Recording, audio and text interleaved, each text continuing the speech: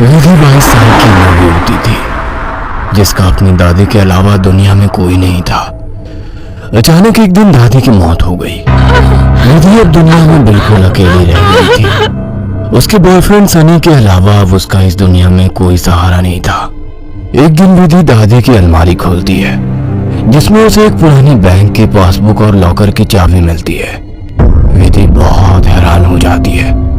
वो जानती थी दादी कितनी मुश्किलों से घर चला रही थी। फिर ऐसे में उनके पास से मिली ये लॉकर की चाबी देखकर विधि के मन में सवालों की झड़ी लग गई थी। ऐसा क्या है उस लॉकर में जिसके बारे में दादी ने उसे आज तक नहीं बताया? सवाल बहुत सारे थे जिनका जवाब ढूंढना था। दादी की डेथ सर्टिफिकेट लेकर जब वो बैंक पहुंची तो उसे दादी की लॉकर का एक्सेस मिल गया। उत्सुकतावश उसने लॉकर खोला तो उसमें सिर्फ उसे कुछ कागज दिखाई दिए। विधि कागज लेकर घर लौट आई। उन कागजों के मुताबिक मंथनपुर में एक बड़ी हवेली दादी के नाम थी। इतनी बड़ी हवेली है दादी के पास और हम सालों से इस 2 कमरे के किराए के मकान में जी रहे हैं। ऐसा क्यों किया दादी ने? खैर जो भी बात हो, अब तो ये हवेली मेरी है। मैं कल ही मंथनपुर के लिए निकलती हूँ। अगले दिन वो मंथनपुर के लिए निकल गई थी। बड़ी अजीबोगरीब सी जगह थी ये। मेन रोड से हवेली की तरफ जाने वाली सड़क बिल्कुल सुनसान थी। गाड़ी तो क्या, पैदल चलता हुआ भी कोई इंसान नहीं दिख रहा था। सड़क पर गहरा सन्नाटा पसरा हुआ था। सड़क के दोनों तरफ घने ऊंचे पेड़ लगे थे। इतने पेड़ पौधे होने पर भी वहां किसी भी पक्षी का कलरव नहीं था। कोई जानवर नहीं। धीरे धीरे अंधेरा हो रहा था। सड़क किनारे लगे घने पेड़ अब जंगल की तरह दिखाई पड़ रहे थे। सड़क पर फैली खामोशी अब विधि को डरा रही थी। कुछ ही देर में वो पैदल चलते हुए हवेली तक पहुंच गई थी। हवेली काफी पुरानी दिखाई पड़ रही थी। ऐसा लगता था कि सालों से वहां किसी ने पैर ही नहीं रखा।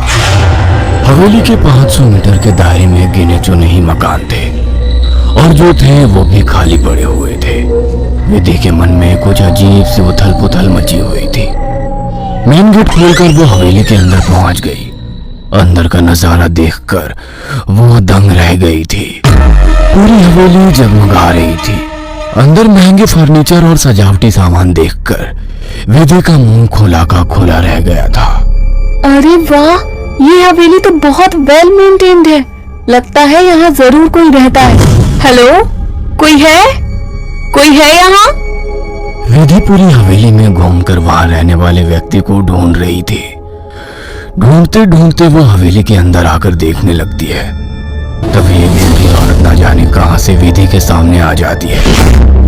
बूढ़ी के चेहरे पर गहरी झुर्रियां थी और कमर झुकी हुई थी। काला लबादा पहने, आधा मुंह पल्लू में छिपाए। वो औरत बेहद डरावनी लग रही थी। आउच! डरा दिया आपने। क्यों आई हो यहाँ? लौट जाओ। मैं कहीं नहीं जाने वाली। ये मेरी हवेली है। बाय द वे, आप कौन? यहाँ कोई नहीं रह सकता। शैतान रहता है यहाँ। लौट जाओ। शैतान? Very funny. अच्छा, तो हवेली हड़पने के लिए ये स्टोरी बनाई है आपने? विधि कुछ कहने वाली होती है, तभी वो देखती है कि बूढ़ी औरत हवेली की ओर देखकर कुछ सकपका गई है और अपना चेहरा ढकते हुए वो अचानक ही अंधेरे में कहीं गायब हो जाती है। बड़ी अजीब औरत थी। कुछ स्ट्रेंज ही जगह है। विधि हवेली के अंदर आ जाती है और अपना फोन निकालकर सनी को कॉल लगाती है। हेलो सनी, तुम विश्वास नहीं करोगे, ये हवेली तो हमारी सोच से भी ज्यादा खूबसूरत है। तुम बस जल्दी यहाँ आ जाओ। हाँ, मैं आज रात को ही निकलता हूँ। सुबह मिलते हैं, बाय। अगले दिन सुबह सनी भी हवेली पहुंच गया था। अरे यार, कहाँ फंसा दिया विधि ने। अंदर जाने तक का रास्ता नहीं है। हर तरफ झाड़ियाँ, पेड़ पौधे। ऊपर से मुझे कहा कि मेरी सोच से भी ज्यादा खूबसूरत है हवेली माय फुट। सनी बड़बड़ाता हुआ मेन गेट से अंदर जा रहा था। बाहर का कंपाउंड क्रॉस करने के बाद अब वो दरवाजे के सामने था। उसके नॉक करने से पहले ही दरवाजा खुद ब खुद खुल गया। सनी हैरान रह गया था। अंदर पहुंचकर उसने देखा हॉल में कोई भी नहीं है। विधि को पुकारते हुए वो अंदर बेडरूम की ओर बढ़ गया। बेडरूम के अंदर का नजारा देखकर सनी ने दांतों तले उंगलियां दबा ली। विधि अंदर बेड पर बैठी हुई थी। उसके लंबे बाल खुले हुए थे और उसके चेहरे को ढके हुए थे। बालों के बीच से उसकी लाल खून आंखें दिखाई पड़ रही थी। दोनों हाथ और पैरों की मदद से वो बेड पर ऐसे बैठी हुई थी मानो कोई जानवर हो। उसकी खूबसूरती गुलाबी त्वचा जगह जगह से कटी थी और सफेद पड़ गई थी। विधि को देखकर सनी जोर से चिल्लाया, विधि, ये क्या हो गया तुम्हें? सनी की बात सुनकर विधि ने डरावने अंदाज में तब्दीली की। अब उसके चेहरे पर से कुछ बाल हट गए थे। वो भयानक आवाज के साथ हंसने लगी। उसके मुंह से किसी जानवर की तरह लार गिर रही थी। अचानक ही वो पूरी ताकत से चिल्लाई। विधि के बाल हवा में उड़ रहे थे और चेहरा चीखते हुए और भी भयानक होता जा रहा था। काले बाल और सफेद पड़ चुकी आंखें आकार में बड़ी होती जा रही थी। सनी के अंदर और देख पाने की ताकत नहीं बची थी। अपनी पूरी ताकत लगाकर वो कमरे से बाहर की तरफ भागा। बाहर हवेली के दरवाजे तक पहुंचा ही था कि विधि की दर्द से भरी आवाज सुनाई पड़ी। सनी, मुझे छोड़कर मत जाओ, मुझे बचा लो। सनी, ये मुझे नहीं छोड़ेगा। बहुत दर्द हो रहा है, बहुत दर्द हो रहा है। विधि जोर जोर से रो रही थी और सनी को रुकने के लिए बोल रही थी। विधि की ऐसी दर्द भरी आवाज सुनकर सनी तड़प उठा और दौड़कर उसके कमरे की तरफ वापस आ गया। ये सब क्या हो गया विधि? ये सब क्या हो गया? मैं क्या करूं, बोलो। बहुत भूख लगी है, तेरा खून पीना है। इतना कहकर विधि अजीब तरीके से मुस्कुराने लगती है और अपने हाथों और पैरों की मदद से जमीन पर रेंगते हुए सनी की सनी बिजली सी तेजी दिखाकर कमरे से बाहर निकल आता है और कमरे का दरवाजा बाहर से बंद कर देता है। सनी की कुछ समझ नहीं आ रहा था। वो विधि की मदद करना चाहता था। उसे ऐसी हालत में छोड़ना उसे मौत के मुंह में धकेलने जैसा था।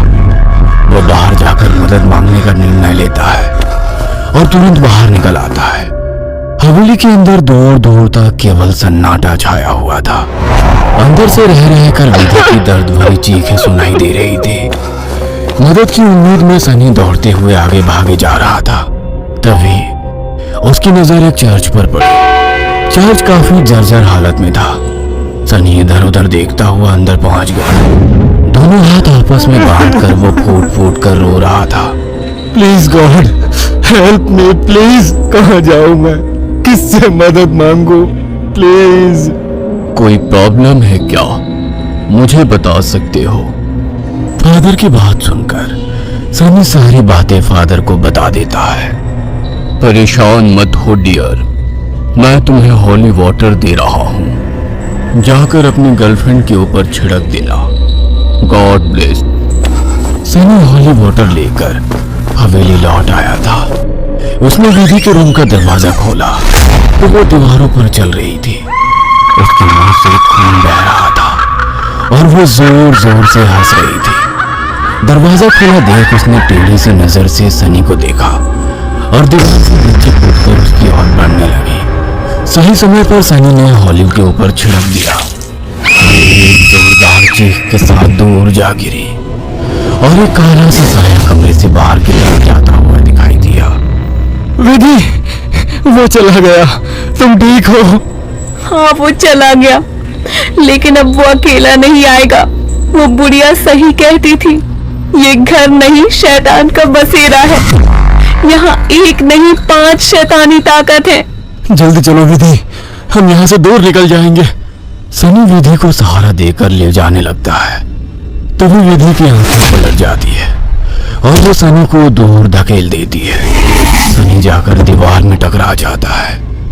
तभी फादर वहां आ जाते हैं। मैं जानता था यहाँ एक नहीं बल्कि कई शैतान है जो तुम्हें नुकसान पहुंचाने की कोशिश जरूर करेंगे।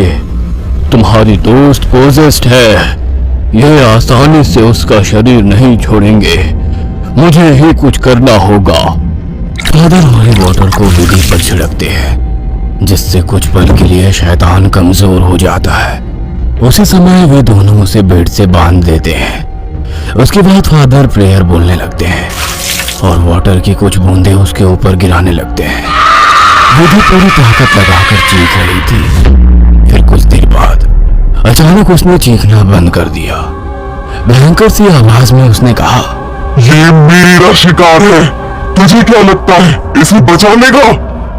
इसके बाद विधि ने झटके से अपने दोनों हाथों पर बंधी रस्सी को खींचकर तोड़ दिया और अपने हाथों और पैरों को उल्टी दिशा में मोड़ने लगी। कट कट की आवाज के साथ उसकी हड्डियों के टूटने की आवाज आ रही थी। विधि के दिल को चीरती चीखों को सुनकर सनी की आंखों से भी आंसू बह रहे थे। फादर ने वाटर छिड़कते हुए विधि के चारों ओर एक गोला बना दिया। अब वो उस गोले से बाहर नहीं आ पा रही थी। फादर लगातार प्रेयर कर रहे थे। अचानक कड़ाक की आवाज आई और विधि की गर्दन पीछे की तरफ घूम गई। विधि का शरीर निढाल होकर जमीन पर गिर गया। सनी पागलों की तरह विधि विधि चिल्ला रहा था। फादर के लिए इस समय सनी की जान बचाना जरूरी था, इसलिए वे उसे घसीटते हुए हवेली से बाहर ले आए और दरवाजे पर वाटर छिड़क कर वहां से बाहर आ गए। सनी अभी भी जमीन पर सिर टिकाकर फूट फूट कर रो रहा था और फादर की आंखों में भी को ना बचा पाने की तकलीफ साफ दिखाई दे रही थी।